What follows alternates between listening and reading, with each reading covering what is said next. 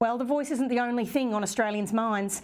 In fact, so many people are frustrated that the government seems obsessed with it when there are practical concerns like the cost of living, the cost of fuel, food, electricity and housing that are affecting everyone. Joining me now is unconventional economist Leith Van Onselen to get into the issues that the government doesn't want you to be thinking about. Leith, thank you so much for joining me. New data shows national residential property prices surged through September, and they've now hit an all-time record, with national prices up 0.35%. Now, this is a market, but there are government policies at play here too. What does this say about the effectiveness of government policy in keeping housing affordable for all?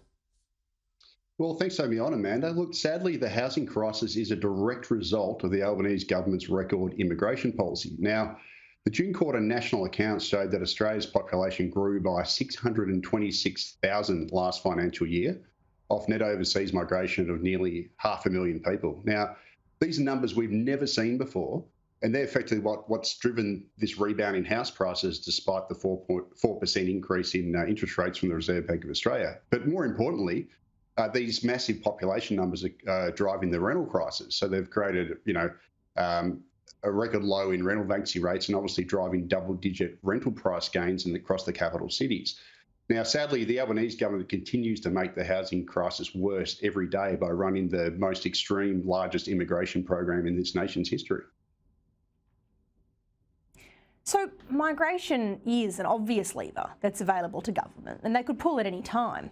But an ever-growing population seems to be core to the economic strategy that's been employed by successive governments. It never seems to be about driving an increase, for instance, in the birth rate. Is there a better way to balance these two pressures in a way that keeps the housing affordability imperative front of mind? Well, the solution is actually pretty simple, Amanda. I mean, common sense would dictate that you merely run the migration system, at the same rate of the ability to build housing, build infrastructure, supply water, all those sorts of things, and also, at a level that's commensurate with the environment's carrying capacity. Unfortunately, we're running numbers that are way, way beyond that, and we have pretty much for 20 years. So I think the solution is really just to dial the numbers back to a level where basically demand can keep pace with supply, not just across housing, but infrastructure and all these other things.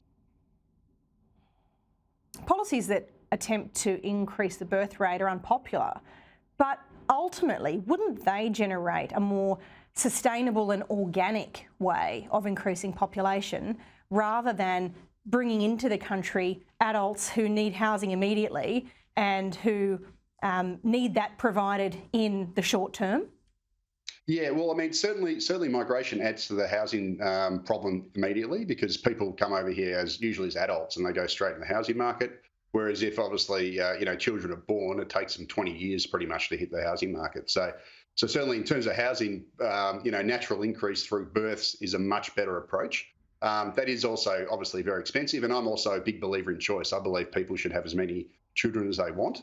And I'm not really a big fan of this sort of big government telling people, you got to have more kids, whatever. It's really a personal choice in my view. Yeah, fair. Instability in the cost of construction, with prices rising several times in the course of the timeline for the build of something really as simple as a family home, are providing a disincentive to normal people to engage in the contract for a new home build, affecting the building start numbers. To what extent do you see industrial relations policies, which have really been quite prominent in the mind of Labor governments, particularly federal but also state, playing a part in the lack of confidence in consumers for new residential builds? Look, I'll be the first to admit that industrial relations is probably beyond my wheelhouse of expertise. But what I will say is the notion that we can magically ramp up housing supply when we've got obviously high interest rates, we've got shortages of materials, shortages of labour. We've seen a whole swathe of builders go bankrupt is quite frankly delusional.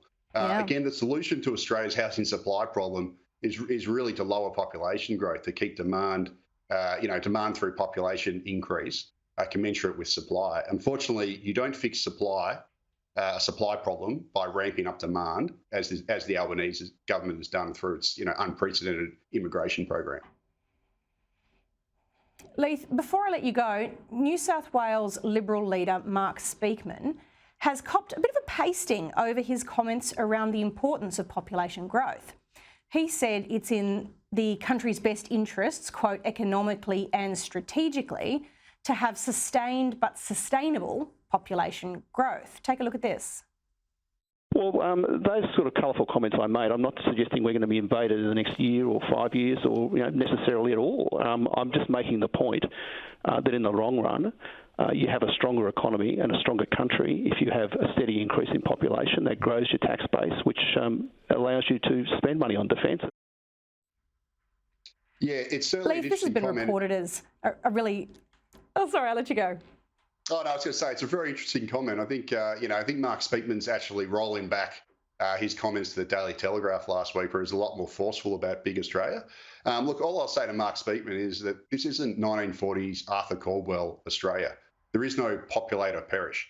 The population in 1950 in Australia was 8 million. It's 26.4 million now.